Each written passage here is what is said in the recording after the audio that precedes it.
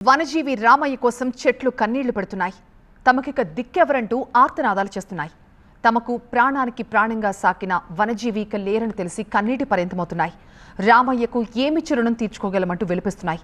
తమ కోసం రామయ్య లాంటి వ్యక్తి మళ్లీ పుడతాడా అంటూ వెక్కి వెక్కి ఏడుస్తున్నాయి. వనజీవిపై స్పెషల్ స్టోరీ. ఖమ్మం జిల్లా రెడ్డిపల్లి గ్రామం దరిపల్లి రామయ్య అంటే ఎవరికీ తెలియదు. అదే వనజీవి రామయ్య అనండి ఎవరైనా టక్కున చెప్పాల్సిందే. అడ్డాల నాడే వృక్షో రక్షతి రక్షితః అన్న స్ఫూర్తిని వంట పట్టించుకున్న రామయ్య యుక్త వయసు వచ్చే నాటికి కనిపించిన ఖాళీ చోటల్లా మొక్కలు నాటుకుంటూ పోయాడు. అలా ఇప్పటిదాకా 1 కోటికి పైగా మొక్కలు నాటాడు. ప్రతిఫలం ఆయన ఆశించలేదు, ఎవరూ ఇవ్వనూ లేదు. కానీ ఈ రామయ్య ముందు వనజీవి అనే ఆప్యాయమైన పిలుపు మాత్రం ఇంటి పేరుగా నిలిచింది.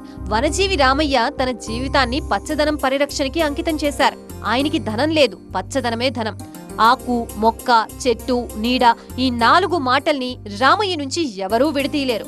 ఒక్క మాటలో చెప్పాలంటే రామయ్య పుడమి తల్లికి నిత్యం పత్రాభిషేకం చేసే వన పూజారి. రాముడి పాదధూళి సోకి రాయి అహల్య అయిందట. మరి ఈ రామయ్య చేతి స్పర్శకి మాత్రం ప్రతి విత్తనం వటవృక్షమవుతోంది.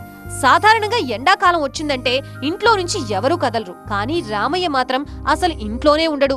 అడవుల్లోకి వెళతాడు. అన్వేషణ, పత్రాన్వేషణ, వృక్షాన్వేషణ, విత్తనాన్వేషణ, ఒకటా రెండా బోలెడన్ని చెట్ల గింజలు సేకరించి బస్తాల్లో నింపి నిల్వ చేస్తాడు.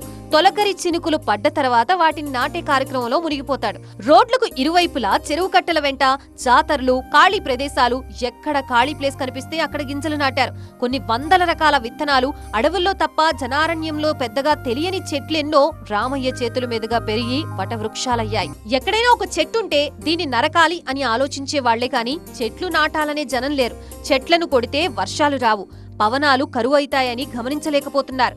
అందుకనే ప్రజల్లో అవగాహన కల్పించేందుకు ప్రచార పర్వంలో మునిగిపోయారు. వృక్షో రక్షతి రక్షితః అని రాసి ఉండే అట్టముక్కల్ని తలకు తగిలించుకొని ప్రచారం చేసేవారు. ప్లాస్టిక్ డబ్బాలు, విరిగిపోయిన కుర్చీలు, కుండలు ఇలా ఆయన తన హరితహారం ప్రచారానికి సాధనాలుగా ఉపయోగించుకొని వస్తువు లేదు.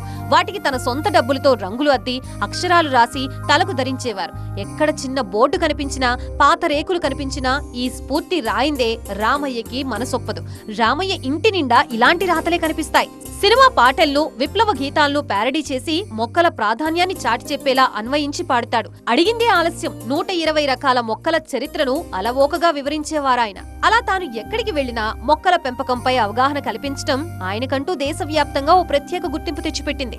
పర్యావరణ పరిరక్షకుడు వనజీవి రామయ్య సేవల్ని గుర్తించిన ప్రభుత్వం 2017లో కేంద్రం పద్మశ్రీ అవార్డునిచ్చి సత్కరించింది. 1 కోటికి పైగా మొక్కల్ని నాటి ట్రీ మ్యాన్ ఆఫ్ ఇండియాగా గుర్తింపు పొందిన రామయ్య సేవలకు గాను పలు సంస్థలు అవార్డులతో సత్కరించాయి. 2005 సంవత్సరానికి సెంటర్ ఫర్ మీడియా సర్వీసెస్ సంస్థ నుంచి వనమిత్ర అవార్డు ఇచ్చింది.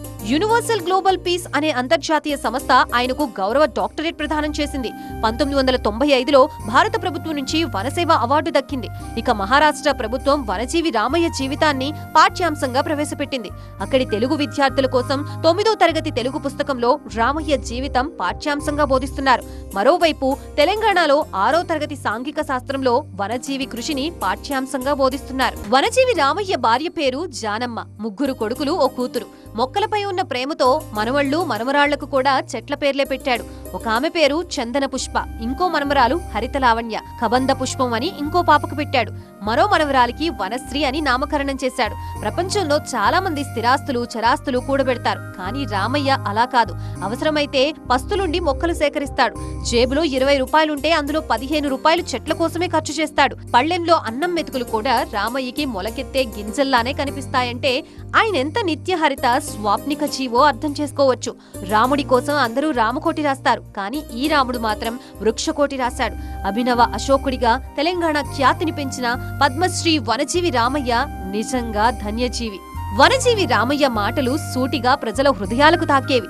ఆయన మరణం పర్యావరణ ఉద్యమానికి ఒక తీరని లోటు అని చెప్పవచ్చు.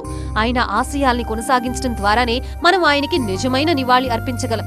రామయ్య చూపిన బాటలో నడుస్తూ ప్రతి ఒక్కరూ మొక్కలు నాటడానికి, పర్యావరణాన్ని కాపాడుకోవడానికి కృషి చేయాల్సిన అవసరం ఎంతైనా ఉంది. ఆయన జ్ఞాపకాలు ఎప్పటికీ మన హృదయాల్లో నిలిచి ఉంటాయి.